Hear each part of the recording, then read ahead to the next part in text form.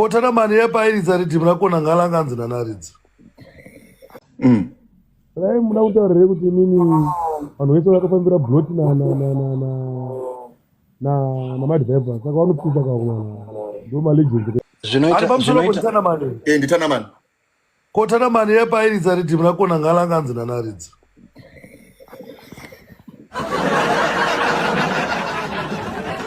But panga pasanzi bako yakona ngale. Aiwa but obviously kuridza ridhimu nemunhu asati wamuona shamwari ka hando kunonzi kuisa munhu muhell, kuisa munhu mugehena baba. Boys pari patanga kupisa. Akaudzwa nani tana mani ngayo panapa. Alright, ngambo tsvaga wani muteereri ari panapa ambotiudzawo maviews ake. Hatana mani uda kupindura here DJ Sparks? I think Sparks anga ari mere mushow. Ndakauya baba ine ndakasika kuuya ndandiripo. Right. I think unenge wakanzwa pachinzi are you ready for kona ngale mananzi ridza redhimu nevanhu mubvunzo wangu ndewekubvunza kuti akakutiridza ndiani. ani panapa panana bhanzo ndiyakaziva patondanzi redhimu ndatsvaga murukazi wakona ngale manje ndatsvaga murukazi wakona ngale ndiani akakutiridza. akaintrodusa kona ngale ndiani? Iwewe akakutiridza ndiani? Akaintrodusa kona ngale ndiani? Andira kuridza ndega. Akaintrodusa kona ngale ndiani?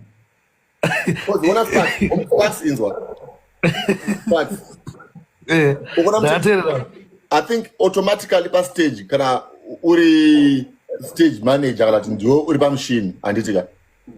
Zvikanzi DJ Costa nomoti unyarare papo munhu ari paside pako ngasataure muchizerezerana. Kana mafunga kutaura unomuta.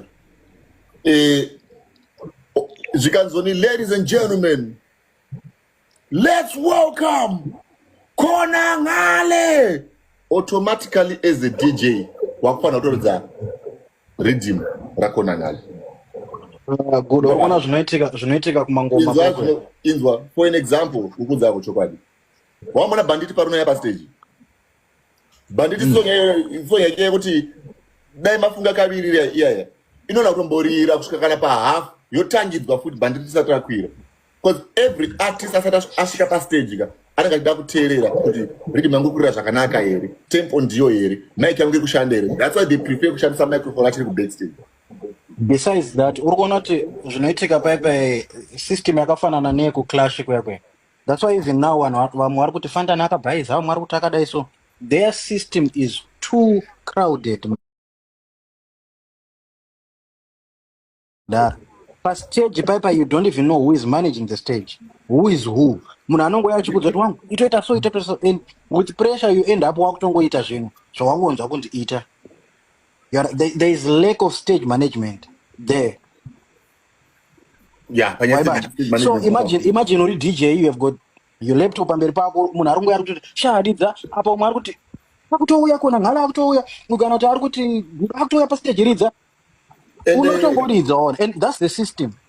It's just crazy kuti zvinhu zvekuti mafans vanenge vachiona kunyanya vanenge vachiona pafoni vanhu vava vafe vakanzwisisa pressure inenge iri paipai. Yeah, and ukazvitarisa vanhu vakawanda vanenge vakulauda vachonaka vanhu vanga vasipo, vanhu vari kungoshandisa the hotspot yengoti ari paside pangu ati zvakadhakwa zvakaitwa paipai. But kumudedza munhu, kudedza one munhu ari mucomment section kumubvunza kuti what did Fantani do, anotadza kana kupindura. Akangoona kaklipe kakapostwa kana paZim Celebs kana kakapostwa na DJ Sparks, but haana umboyo kuti what exactly happened. Inini hangu ndikungoona sekuti mukona chini clash yaya ndiya mageto yutseka anga katongoti ningi haasi kuimba, kwete kuti zvoni achazokundwa, haasi kutongoimba, especially pana Ngwere baba. Ndangoona ke mageto yutsa angango mageto yutsa aregerere mudhara, mageto yutsa anga akatotsamwira last sitting ngoma kana muchikuri remember. Asi zvamwari tinyatsotaura chokwadi guys, tingati judgment yemafans yange iri fair paipa. Mafans haana zvandoziya, ndo akatodhakwa. Comment section, tingati judgment yemafans yange iri fair. Mungati munasati aimbe mutanga kutomuramba ka guys. haistori sting yaya mafanzi aya akaita zvazvaka akakanganisa pane zvimwe zvoda kungotyika mafanzi tichitanga inonzi mafanzi kuita sei mafanzi aifanira musatanga kuti Tanaman kana kuti Godfather Temple and Etherton mafanzi acho aibehave chaizvo here ndio judgment yacho here ndokujaja kwacho here ko no mafanzi akaita zvekugudo mafanzi ndonase kuti mafanzi akaita zvekupenga but ndo marules ekungoma kwacho ekungoti kana vachida vanotiimba kana vasingadi havatokudi wazviona saka ndo patinozongomata mafanzi ndo marules acho but mafanzi akabhaisa because sting yachaichoziva masting from Jamaica unoimba mafanzi oregedza kujamba kwete kutokurambidza kuimba aiwa sifenda but onward ukanganwa scenario yaya takambosangana nayo yaya akuti complex yaya skire kuti zvinonzi song yeartist hairidzwi kana asipo then kouya mumwe munhu achitizoniridza song yake akuya takakuridza song yake kuti nhengi obva apinda waiziya skire yaya taitwa naBlue Eyes yaya saka manje aiwa tototara chokwadi shamwari totara chokwadi iwe kumakugomba kakuita tiriko tese zvaunoziya iwewe chero takazobukana nawo dhirireri but ndozaitoitika weze tapataridza songo yakilati yasecolors paipai manager wake akanga oda kundirova pastage kwakuitiki paipai Blue Eyes anokuuraisa iwe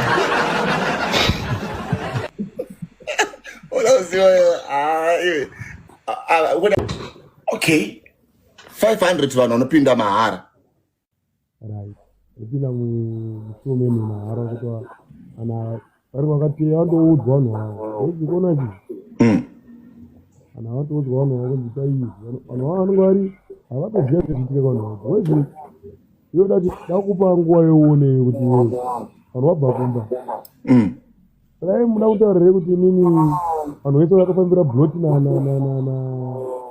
namadhivaibha saka vanopisa kakumana ndo malegendi kaimunokana zvizvi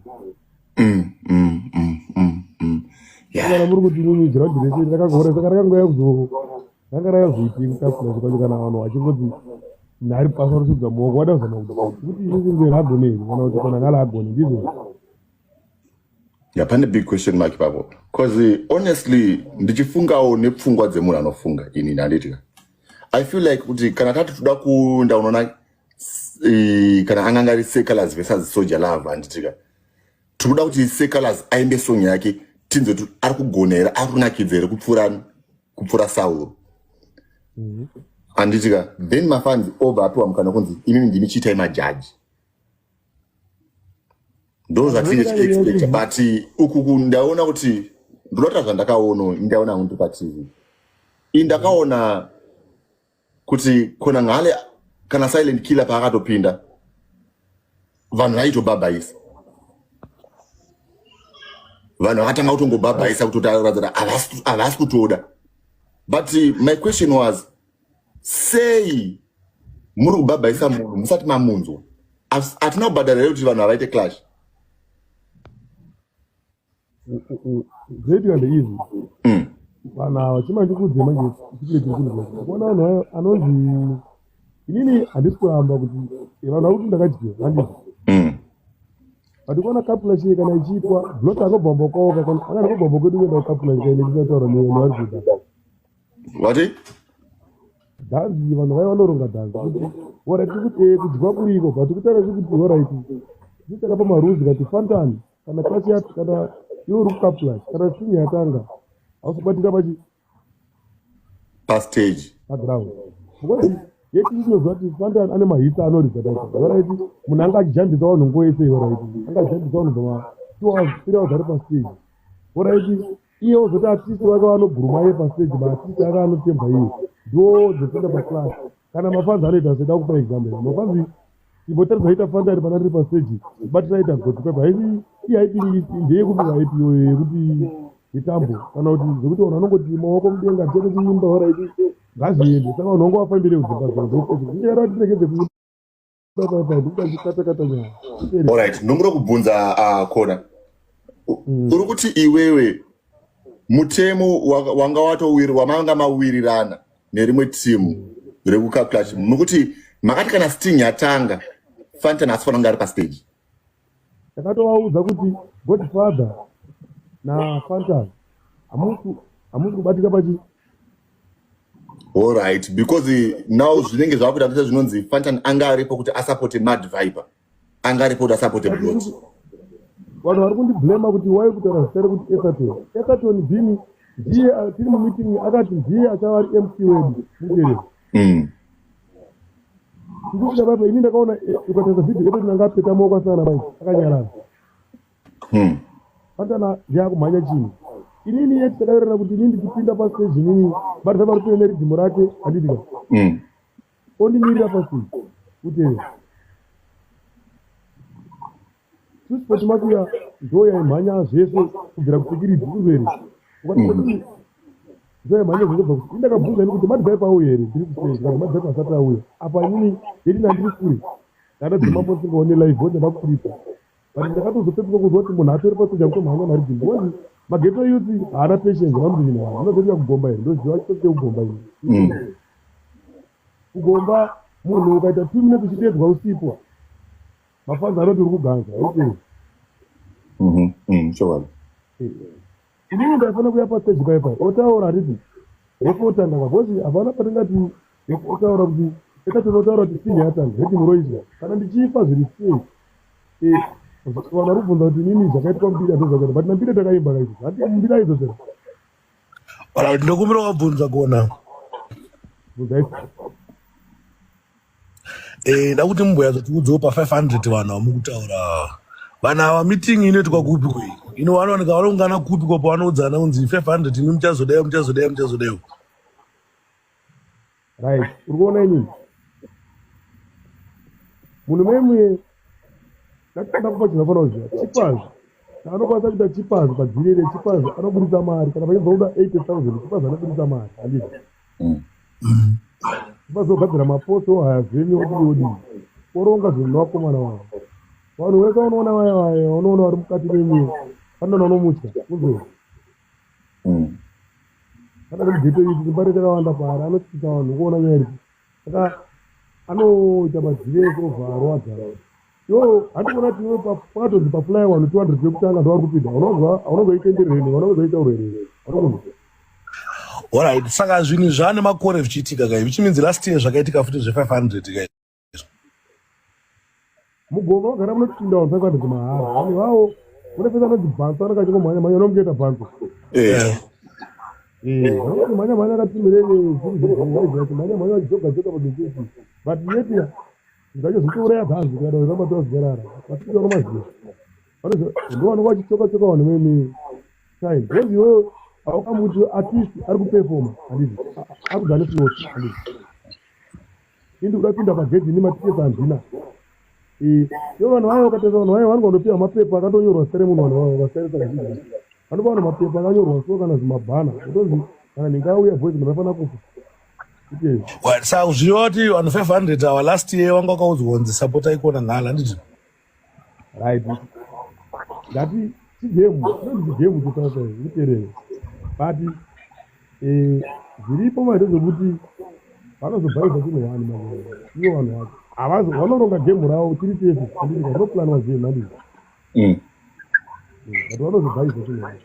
Yeti kuti 500 ava inini pandakapinda pekutanga paipa donald tulai ndasanga ndelingire kuzva kuti ndingambi ndasina lingi paipa kuterere. Ndinekuwa kuti munhu wada kuinisa ahwina. Vanenge vaine munhu wavanenge vachida kuti ahwine. Havagara zvezvipa zvikupire gemu. Alright. Saka which means munhu atanga kupinda pastage zvatopera. But boys ndikumurombobvunzawo. But silent killer ndiye akatanga kupinda kapa stage this time. Akatanga kupinda pastage. Akane maiki ndiani ari MC. Okay. Bozo wonaka inini with all information yaminayo king yekuti kunobhadwa vanhu 500 kuti wazokontrole dhanzi. Imimi makaya kudhanzi sei musingazive kuti 500 ava vachazenge vaudzwa kunzi chii semunhu agara ine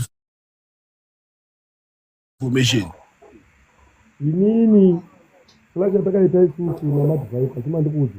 Inini handibvume kuti clash nemunhu akapera. Anzuri. It was for money and it was a game that was planned. And the class here, it was a funny put on by the same video. Because the lady planned it. Yes, and I'm going to be the empty day get place over because in the end, everybody tell me it's All right. All right.